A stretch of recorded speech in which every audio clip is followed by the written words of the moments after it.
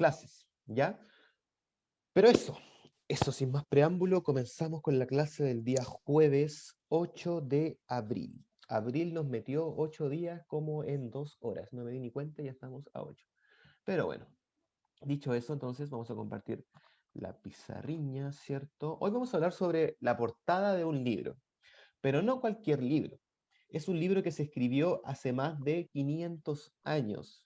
Un libro que de cierta forma hasta el día de hoy sigue vigente, sigue siendo parte de nuestro sistema político a muy gran escala. No es un libro que nosotros sigamos a rajatabla para implementar las leyes de la actualidad. No, pero de igual forma sigue teniendo repercusiones en la actualidad, en el sistema político principalmente, ¿sí? Y ahí nos vamos a dar cuenta por qué tiene influencia aún en la actualidad. Profe, yo le escribí en el modo y me dijo acusó recibo. Sí, pues Sebastián, me enviaste el webquest, ¿o no? Eso era lo que... Ya, me enviaste el webquest, yo ya lo revisé, ya lo guardé. ¿O no? Era... ¿O querías que te respondiera algo? Yo pensé que era que me habías enviado el trabajo nomás. Por eso no, por eso te acusé recibo. Es como lo que se hace regularmente. Pero eso, ¿o no, Sebastián? ¿Tenías alguna duda o querías enviarme simplemente el trabajo? Esa es mi pregunta.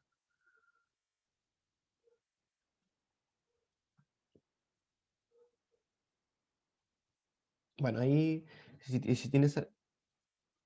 No, no, no. Cuando alguien te responde acuso recibo, quiere decir que recibió la información que tú le enviaste. Es simplemente como para que la otra persona quede tranquila, que la información que tú me enviaste me llegó. Es eso lo que se hace, perdón. Es como la costumbre, como por ejemplo, no sé, pues cuando la directiva te manda algún correo, tú decir acusaste recibo nomás, pues, así como para decir que te llegó la información que te enviaron. Bien, dicho eso, vamos a comenzar con la clase. Objetivo de aprendizaje del día de hoy, jueves 8 de abril. Es analizar. Un verbo no muy fácil, la verdad. Analizar es algo que les cuesta bastante y sobre todo por clases en internet, ¿cierto? Donde no podemos mirarnos a la cara y conversar, ¿cierto? Analizar las características eh, del Estado moderno, del Estado moderno a partir de fuentes primarias y secundarias. A partir de fuentes primarias y secundarias. Bien, entonces ese es el objetivo. Creo que este objetivo nos va a durar 2 clases principalmente. Analizar las características del Estado moderno a partir de las fuentes primarias y secundarias. Bien, antes de seguir profundizando en la fuente que vamos a investigar el día de hoy, ¿cierto? La fuente es el libro, o sea, la portada del libro. Me interesaría saber si ustedes saben la diferencia entre una fuente primaria y una fuente secundaria. ¿Hay alguien que se aventuraría a darme una respuesta sobre qué es una fuente primaria y qué es una fuente secundaria?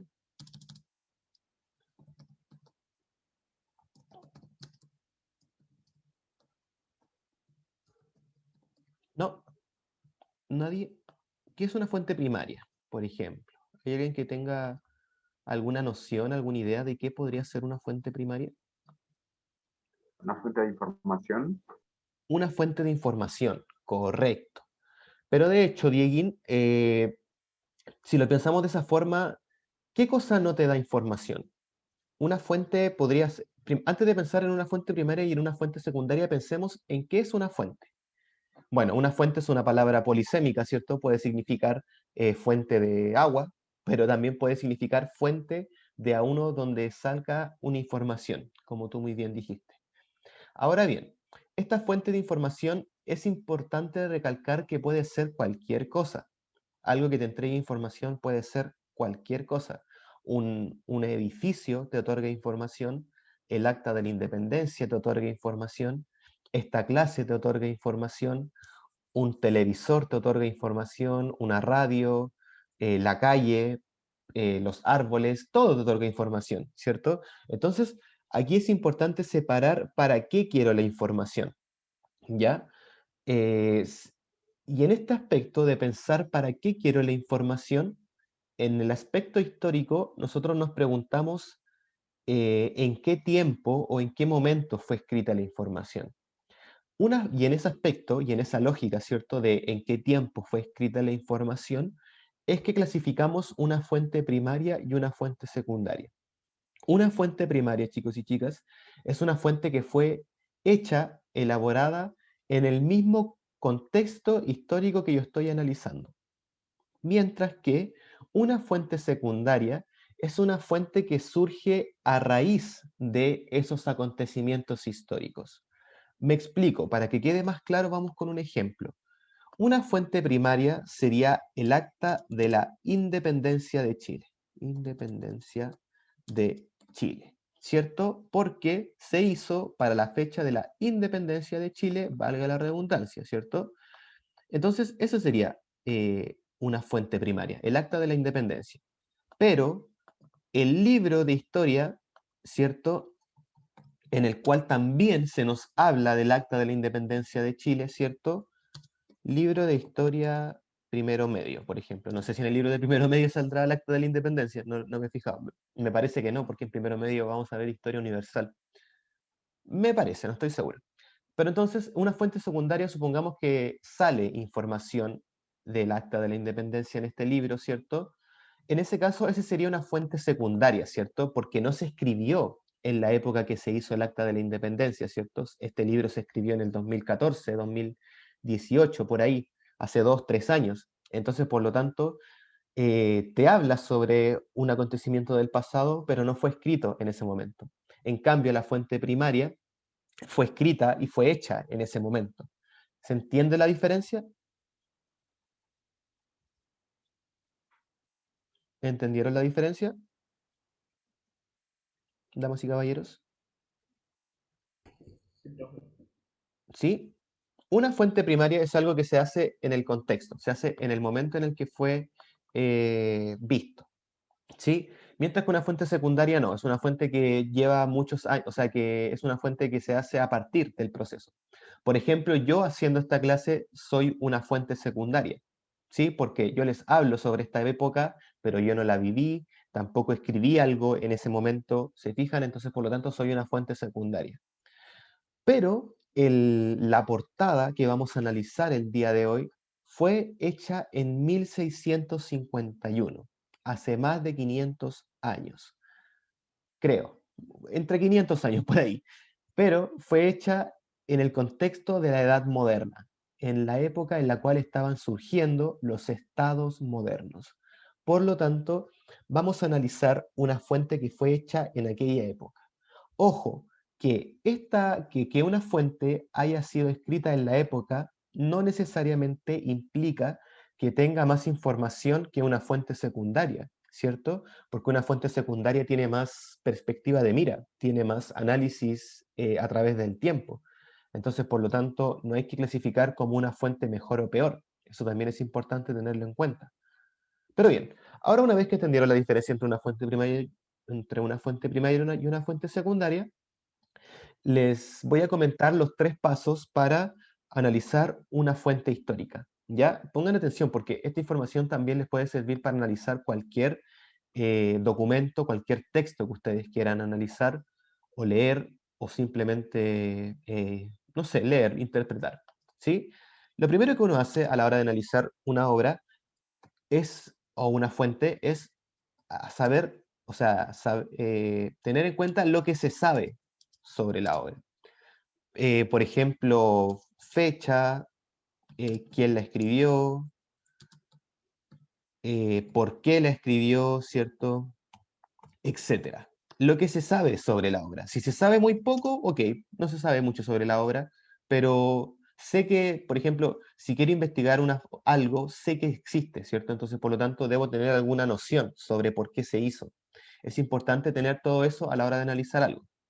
El segundo paso es analizar por medio de preguntas, pero preguntas muy visuales, preguntas muy someras, preguntas muy obvias, por así decirlo, ¿sí? Análisis por medio de preguntas. Esa es la segunda parte de un análisis histórico, ¿ya? Uno pregunta cosas muy obvias, por ejemplo, ¿qué se ve si estamos analizando una pintura, ¿qué veo en la pintura? ¿De qué color son las cosas en la pintura? ¿Qué cosas hay en la pintura? Eso es un análisis muy obvio, muy visual, muy práctico, ¿sí? Pero nos sirve también para darnos un acercamiento primario, ¿cierto? Un acercamiento visual a la obra. Y después, una vez que hemos anotado todas las cosas que vimos, ¿cierto? Todas las cosas que vimos a gran escala, hacemos un análisis en el contexto, ¿cierto? Una vez que ya hicimos el análisis visual, nos empezamos a hacer preguntas mucho más profundas, así como, por ejemplo, este libro fue escrito en la Edad Moderna, por lo tanto, ¿en qué siglo? Quizás lo hicieron en el siglo de las luces, o lo hicieron en el siglo de la Ilustración, o lo hicieron en el Renacimiento. ¿Se fijan? Conectamos la fuente con acontecimientos más globales, con movimientos mucho más amplios, ¿ya? Ese sería un análisis en el contexto, un análisis mucho más complejo y que conlleva también necesariamente, ¿cierto?, tener una base sobre la cual apoyarse. Entonces, primero, lo que se sabe sobre la obra, muy sumeramente, después análisis por medio de preguntas, preguntas muy visuales, y después un análisis más profundo de la obra, ¿ya? Es importante seguir estos tres pasos, y nosotros lo vamos a seguir el día de hoy. Me parece que la clase va a llegar hasta el 2, hasta el análisis por medio de preguntas. El análisis en el contexto lo vamos a ver la siguiente clase, mañana. Bueno, lo vemos mañana, ¿sí? Bien, dicho eso, entonces comenzamos. Vamos primero con lo que se sabe sobre la obra, ¿ya? Vamos primero con lo que se sabe, damas y caballeros. Yo acá tengo eh, una pequeña reseña sobre la obra, ¿cierto? Que la vamos a leer y yo también la voy a copiar en la pizarra. Ah, no, no puedo copiar en la pizarra, pero leámosla primero y después la copiamos en la pizarra. ¿Quién quiere leer? No, no se amontonen, por favor. Yo sé que todos quieren leer, yo sé que todos están Yo, interesados en... Ya, ok. Deme un segundo. Antes de que comience a leer, vamos a hablar de qué vamos a ver, ¿ya? Vamos a hablar sobre la portada de un libro que se llama El Leviatán, ¿ya? El Leviatán de Thomas Hobbes, ¿ya? Este libro, El Leviatán de Thomas Hobbes, fue escrito en 1650. Un segundo, Dieguito, te voy a mutear. Este libro fue escrito en 1651 y se hace con la intención, de cierta forma, de darle una forma, ¿cierto?, al gobierno político. En esta época todavía no se tenía muy claro cuál era el rumbo a seguir en torno al gobierno, si volver a la iglesia, si volver a los monarcas, no se tenía muy claro. Entonces Thomas Hobbes crea un texto que se llama El Leviatán, en el cual le empieza a dar forma al Estado moderno, el Estado como tal. ¿Qué es el Estado? La palabra Estado empieza a tener la significancia que tiene en la actualidad en esta época, ¿ya? Entonces vamos a ver para Thomas Hobbes qué era el Estado, más o menos, a partir de solamente la portada de su libro, ¿cierto? En su libro también tiene muchas más cosas. Por ejemplo, en el libro habla sobre, por ejemplo, sus ideas sobre la filosofía humana, sobre por qué el ser humano no es un ser social, sino más bien que es un ser que se obliga a él mismo por buscar la paz, ¿cierto?, a sociabilizar con más personas. Porque el ser humano, en un contexto de naturaleza mucho más robusta, se pelean entre ellos constantemente, se matan entre ellos constantemente, ¿cierto?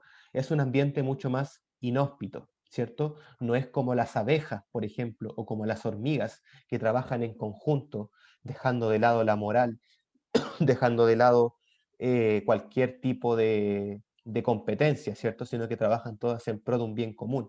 El ser humano, si tú lo dejas de esa forma tan natural como una abeja, no va a buscar el bien común. O quizás sí, pero hasta cierto punto, ¿cierto? También sin dejarse pasar a llevar sus libertades individuales. De hecho, podríamos decir que nuestra época actual es una pugna constante entre las libertades individuales y el bien común, ¿ya? Dicho eso, lo dije más que nada para que tengamos un contexto de lo que vamos a investigar, ¿ya? Ahora sí, Diego, por favor. Primera parte, sobre la obra y el autor. primera parte, sobre la obra y el autor.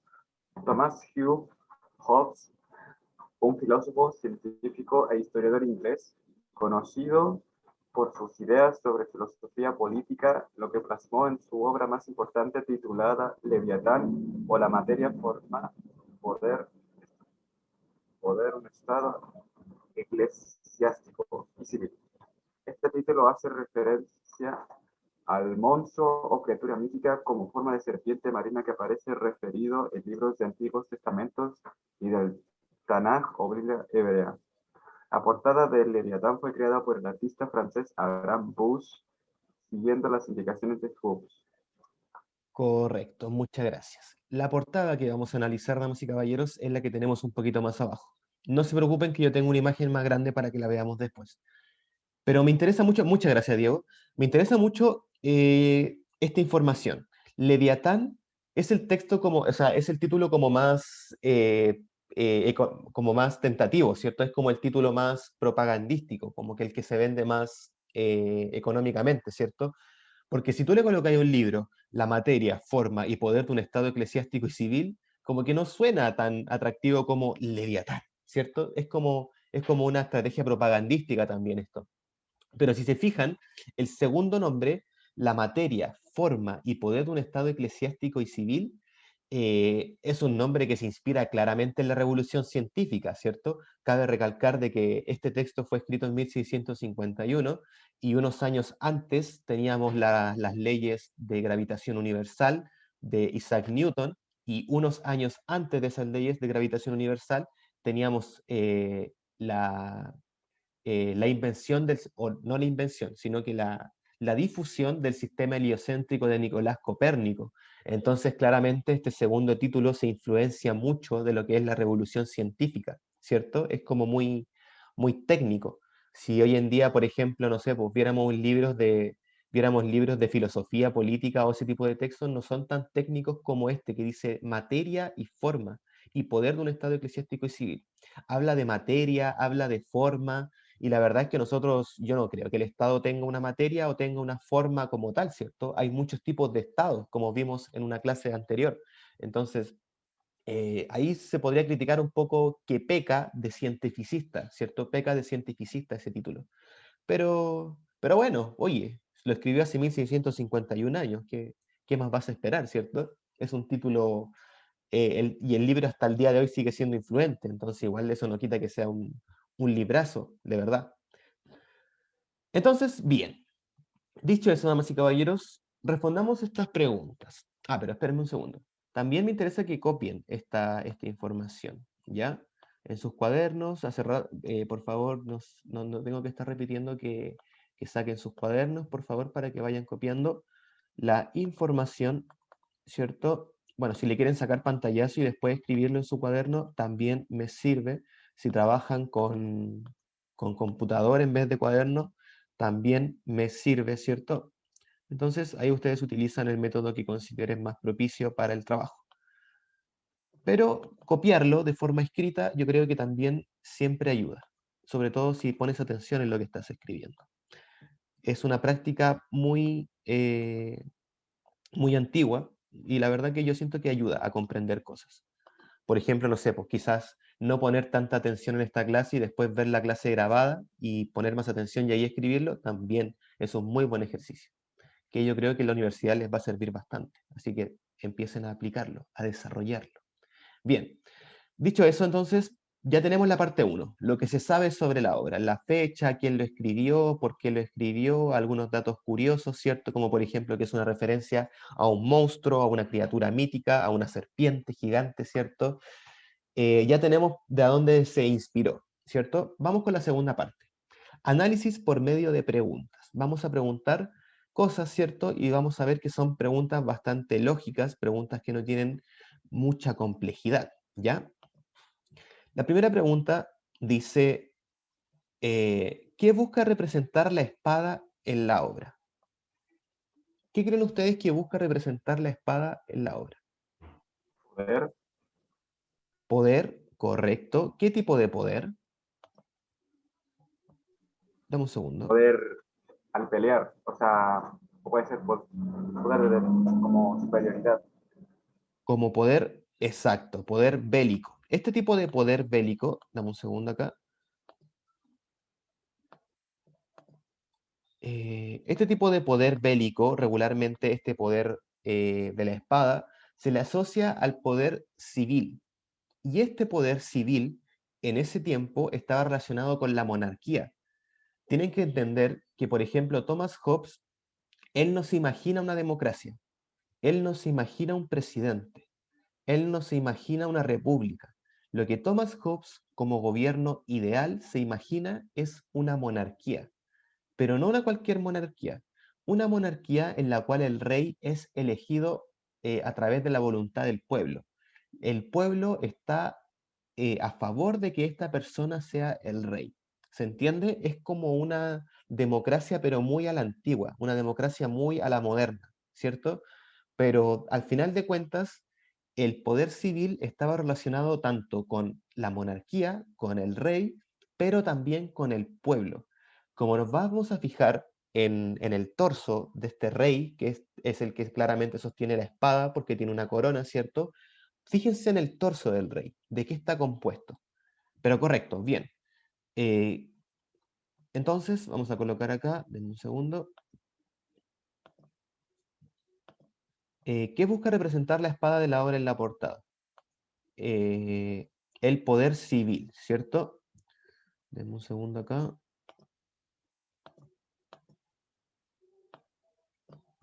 El poder civil. Por su parte, ¿qué busca representar el báculo en esta obra? ¿Qué tipo de poder?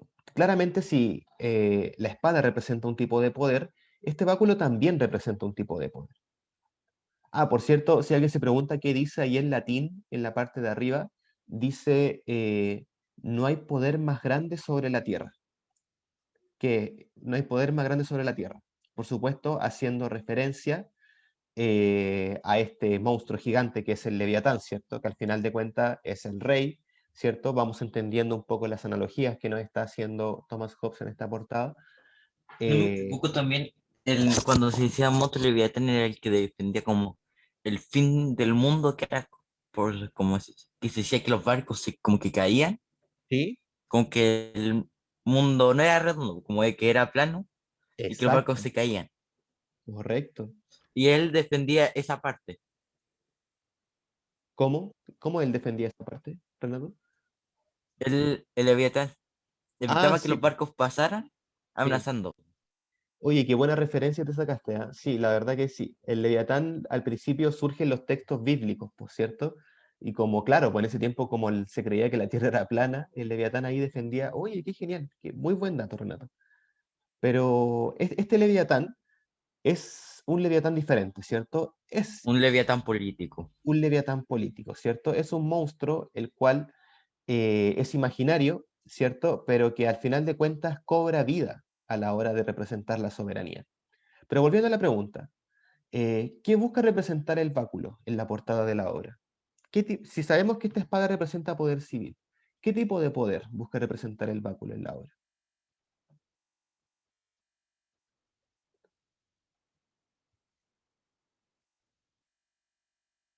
¿Qué tipo de poder quizás se les ocurre que podría ser? Religioso. El Sería poder religioso. religioso. Correcto, ¿cierto?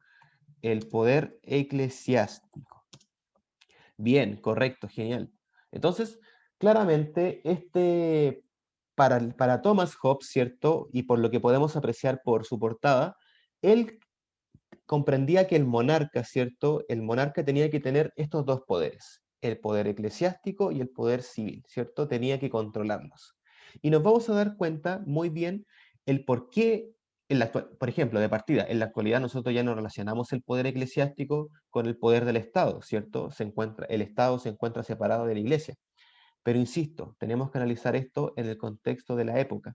Y la época nos dice que el poder eclesiástico aún se encuentra conectado intrínsecamente con el poder civil. ¿Ya? Es importante tener esto en mente. Dicho eso, seguimos respondiendo a las preguntas. Denme un segundo acá. Déjenme bajar aquí. Ay, pero es que se bajan las preguntas. Bueno, no importa. Entonces, seguimos. ¿Qué busca representar la ciudad alrededor del paisaje? Este paisaje, ¿qué busca representar? ¿Qué creen ustedes que quería decirnos Sus Thomas Hobbes? tierras. eh, tierras, de hecho, absolutamente no hay nada más que eso, ¿cierto? Busca representar las tierras, A los territorios que él tiene. los territorios que él tiene, correcto. Y en verdad tiene todo el sentido del mundo, ¿cierto? Porque tenemos que pensar que en esta época, en 1651, las ciudades no eran tan grandes, ¿cierto? Eran considerablemente mucho más chicas. Entonces, claramente, ¿cierto? Eh, de cierta forma, esta era la representación que él tenía de una ciudad, ¿cierto? Si nosotros miramos con una óptica de la actualidad, ¿cierto? Esta ciudad claramente es muy diferente a lo que es una ciudad en la actualidad. Para nosotros quizás esto podría ser un pueblito, podría ser, no sé, un pueblo, una ciudad, pero muy, muy pequeña, ¿cierto? No es una ciudad como tal, por lo menos para nosotros. Pero claro, es diferente el concepto de ciudad que tenían en esta época con el concepto de ciudad que tenemos en la actualidad. Pero claramente Thomas Hobbes buscaba representar a la ciudad. Eh, ¿Qué edificios representativos de la ciudad reconoces en la portada de la obra? ¿Qué edificios ustedes podrían decir, yo sé que ese edificio es esto? Yo puedo ver una iglesia, una especie Correcto, de escuela y las casas de correcto. los Las aldeanos, casas. Mira, por ejemplo, acá que hay el castillo, un algo castillo. así, ¿no? Sí, correcto. ¿Esto qué No, podría ser? no, sí. Sí, ahí se ve un castillo. Eso podría ser una escuela. Podría ser una escuela. Esto Yo es lo una veo, escuela militar. una escuela militar, ¿ven ustedes? Yo veo más como un templo, como que están adorando también, como un cementerio, algo así. Pero bueno, yo creo que los edificios más representativos, ¿cierto? Yo siento que están como rindiendo culto. Pero bueno, los dos edificios más representativos de la ciudad, ¿cierto? De partida, la iglesia, ¿cierto? Ahí imponiéndose claramente por sobre cualquier otro tipo de edificio. El castillo está más piola, ¿cierto? Pero también hay castillo allá, hay castillo allá, hay castillo allá, hay castillo en varias partes, ¿cierto? Eh, entonces, claramente estos edificios podríamos decir que son como las máximas representaciones del poder en aquella época, ¿cierto? Por ejemplo, si nosotros comparamos con el edificio más grande que tenemos en Santiago en la actualidad, ¿cuál es?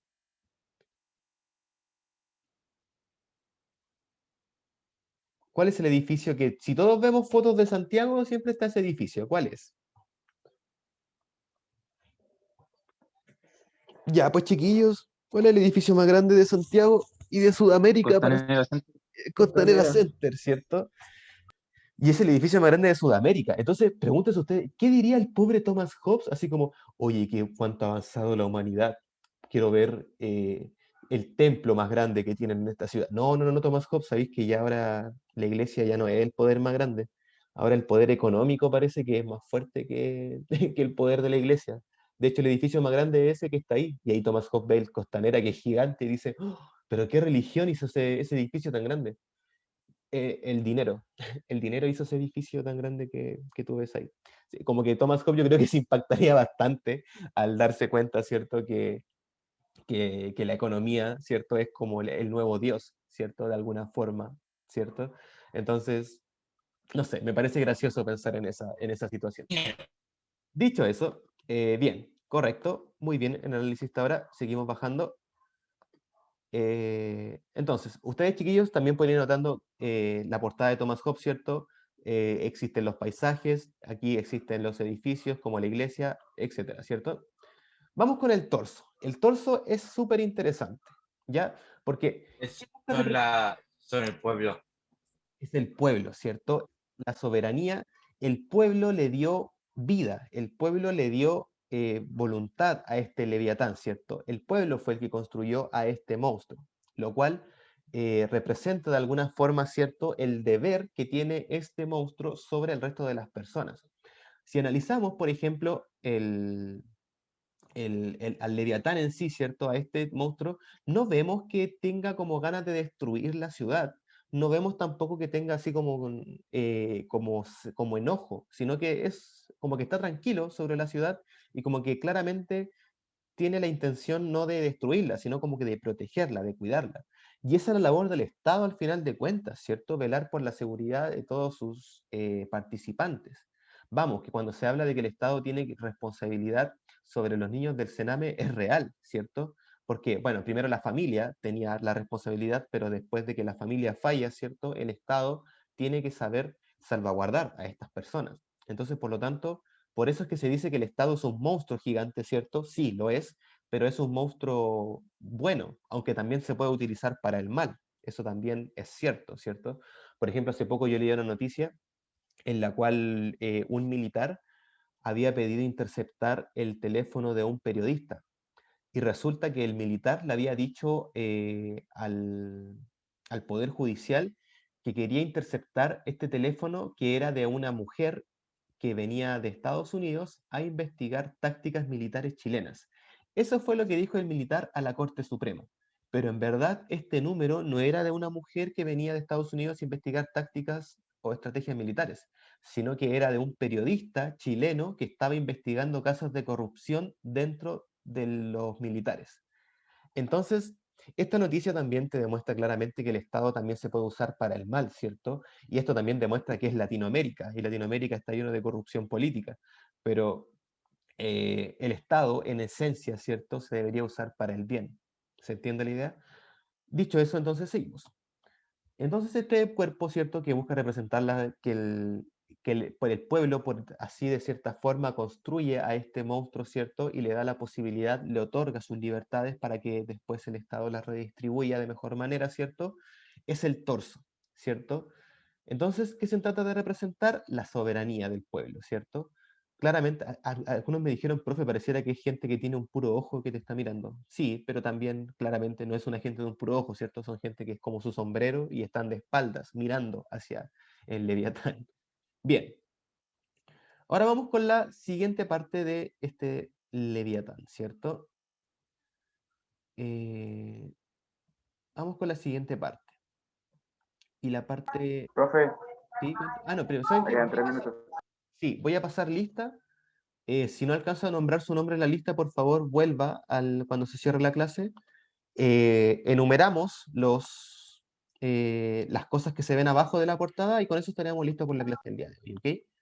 Ok, atentos. Lista. Ailín Alegría. ¿No está la Ailín? No está. Claudia Antías. Presente. Pía Araníbar. ¿No está la Pía? Nicolás Araya. No, si está, profe. No estoy viendo el chat. Pía Araníbar, ¿está presente? Ahí está, dijo presente. Gracias. Rodrigo Arriagada. Presente. Héctor Barrueto. Presente. Constanza Bartolín. Presente, profe. Nayara Briones, perdón. Presente, profe. Carolina Bustamante. Presente. Renato Castillo. Presente. Martina Castro. Martina. Antonia Catalán. No está la Antonia. Tomás Céspedes. Presente, profe. Joaquín Díaz. ¿No está? No está. Fernanda Donoso. Ahí está Joaquín, presente. Fernanda Donoso. Fernanda no está. Martina Echegoyen. Martina no está. Fernando Gallardo. Ahí está la Martina. Fernando Gallardo, presente. Maite Garrido. Presente. Fernanda Gómez.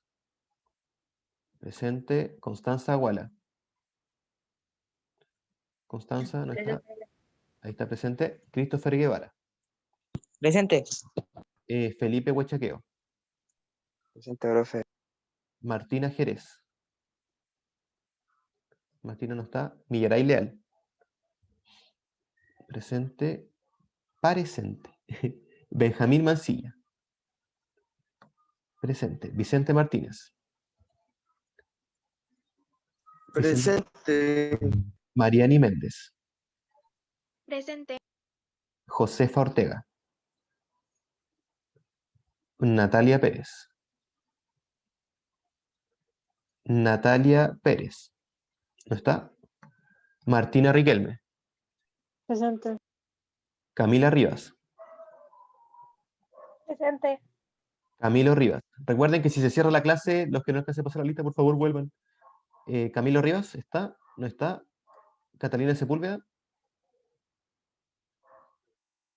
Y también tienen que volver Presente, todos. profe. Gracias. Profe, ¿nos volvemos a conectar después? Sí,